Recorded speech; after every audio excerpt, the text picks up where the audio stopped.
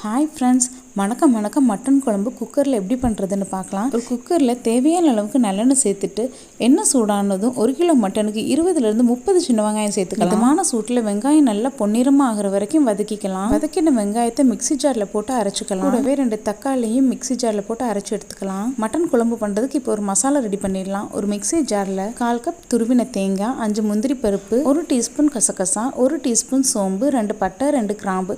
இப்போ இது எல்லாத்தையும் நல்லா அரைச்சி எடுத்துக்கலாம். குக்கரில் தேவையான அளவுக்கு எண்ணெய் சேர்த்து சோம்பு, பட்டை, கிராம்பு, ஏலக்காய், 1 டேபிள் ஸ்பூன் அளவுக்கு இஞ்சி பூண்டு விழுது சேர்த்து அதோட பச்சை வாசனை போகிற வரைக்கும் நல்லா வதக்கி விட்டுக்கலாம். கூடவே 2 கருவேப்பிலை சேர்த்துட்டு சுத்தம் பண்ணி எடுத்து வச்சிருக்கிற மட்டனை சேர்த்து ஒரு 2 நிமிஷத்துக்கு நல்லா வதக்கி விட்டுக்கலாம். அரைச்சி வச்சிருக்க தக்காளி விழுது, வெங்காய விழுதையும் சேர்த்து நல்லா கலந்து விட்டுக்கலாம். இது கூட மிளகாய்த்தூள், கொத்தமல்லி தூள், கரம் மசாலா, சீரகத்தூள், மிளகுத்தூள், மஞ்சள் தூள் சேர்த்து அரைச்சி வச்சிருக்க தேங்காய் விழுதையும் சேர்த்துக்கலாம். கூடவே மட்டனுக்கு தேவையான அளவுக்கு உப்பு சேர்த்து மீடியம் ஃப்ளேமில் 5லேருந்து 6 விசில் வர வரைக்கும் வெயிட் பண்ணலாம். அவ்வளோதான் ஃப்ரெண்ட்ஸ், சுவையான மட்டன் குழம்பு ரெடி ஆயிடுச்சு.